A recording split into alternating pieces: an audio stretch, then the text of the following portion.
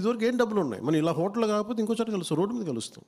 జనసేనకు ఆఫీస్ అవసరం లేదు, 10 మంది కలిసిన చోట జనసేన ఆఫీస్ అంతే. దీనికి డబ్బులతో పని లేదు అసలు. డబ్బులు, కాఫీలు, టీలు గాజు గ్లాసులు తాగుతాం. గాజు గ్లాసులు లేకపోతే కూర్చొని చేతితో కూర్చొని అందరం ఒకటి కాఫీని అందరం 1/4 చేసుకొని తాగుతాం, ఒకటి చాయ్. సో దీనికి పని లేదు. దీనికి నేను డబ్బుకి సంబంధమే లేదు. Politics it's commitment. Bharatiya Janata పార్టీని చూసి మనం చాలా నేర్చుకోవాలి, వాళ్ళ ప్రోటోకాల్స్ కానీ. ఎందుకంటే అది నేను ఎందుకు అంత ఆశపడినంటే, పార్టీ పెట్టినప్పుడు పెద్దలందరికీ కూడా నా ప్రత్యేకం చెప్తున్నాను. చాలామంది 2018లో వచ్చారు, ఈ పార్టీ రాదని కొంచెం మళ్ళీ వైసీపీకి వెళ్ళిపోయారు.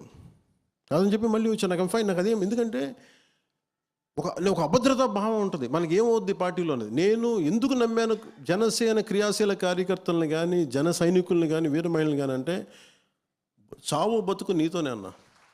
ఆ పిచ్చి జనసేనలో ఉంది కాబట్టి 100% స్ట్రైక్ రేట్ కొట్టాను. మీరు ఉన్నారని చెప్పి, వీళ్ళందరూ ఉన్నారని చెప్పి నేను పోరాటం చేయగలిగాను. లేదా నాకు ఆ శక్తి ఎక్కడి నుంచి వస్తుంది? లేదంటే ఒంటరి పోరాటం చేసి చాలామంది రకరకాలుగా చనిపోయారు పోరాటాలు, నేను అట్లా చనిపోయానేమో. రిజల్ట్ ఓరియంటెడ్ కాదు. నేనేంటంటే ఈ పోరాటం వెనక ఒక రిజల్ట్ చూపించకపోతే ఒక నిష్ప్రయోజనమైన ఆలోచన విధానం వచ్చేస్తుందని చెప్పి నా ఉద్దేశం. ఈరోజు ఇంతమంది చైర్మన్స్ ఉన్నారంటే మనకి ఇంకా సరిపోవట్లేదు, అవి సరిపోవట్లేదు అంటే ఇది ఒక అలయన్స్ గవర్నమెంట్. ఇది నాకు వ్యక్తిగతం కొంతమంది ఇబ్బంది కలిగిస్తూ ఉంటారు, దాన్ని బేస్ చేసుకొని నేను గొడవ పెట్టుకోకూడదు, అది అవివేకం. ఒకసారి మా బ్రదర్కి మేము కొన్ని ఇవ్వాలనుకుంటే కొన్ని ఇవ్వలేము, దాన్ని బేస్ చేసుకొని కూర్చోబెట్టి గొడవలు పెట్టుకోం. దాన్ని బేస్ చేసుకొని కొన్ని బయటికి రాలేము, అలా కుదరదు అట్లా. ఎందుకంటే మనందరి కమిట్మెంట్ మేము ప్రామిస్ చేసినప్పుడు జనం ఎందుకు ఇవ్వాలి? 164 సీట్స్ ఎందుకు ఇవ్వాలి? ఏ బేసిస్లో 21 ఎంపీస్ 164 సీట్స్? దేనికంటే వాళ్ళు నమ్మారు. వీళ్ళందరూ కూర్చొని ఒక కష్టపడతారు. వాళ్ళు నిజంగా చెప్తాను, ప్రజలకున్నంత అవగాహన మన కేడర్లో కొంత కొరబడింది, నాయకత్వంలో కొంత కొరబడింది. వాళ్ళు ఇంకా బ్రాడ్ మైండెడ్తో ఉన్నారు. వాళ్ళు అడుగుతుంది ఏంటంటే, మీ టైం ఏమని అడుగుతారు, మా బాధ విను, మా కష్టం విను.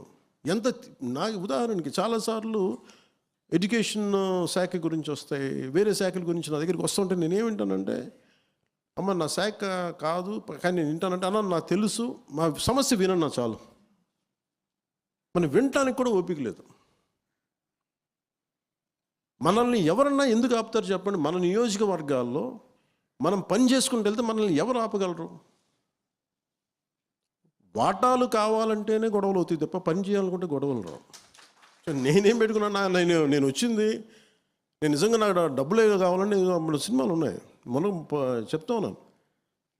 I lead a very luxurious life. If I would be in cinema, I can lead an excellent life. ఎండ పడకుండా, నీడ పట్టున. నా సన్నిహితో ఒక ఆయన చెప్తూ ఉంటారు, నువ్వు డేట్స్ ఇస్తే మేమే ఒక కథ అనుకొని, నువ్వు నీకు గొడుగు పట్టుకోవడానికి ఒకళ్ళు, షార్ట్లో పడితే నీకేం దెబ్బ తగిలింది కట్టడానికి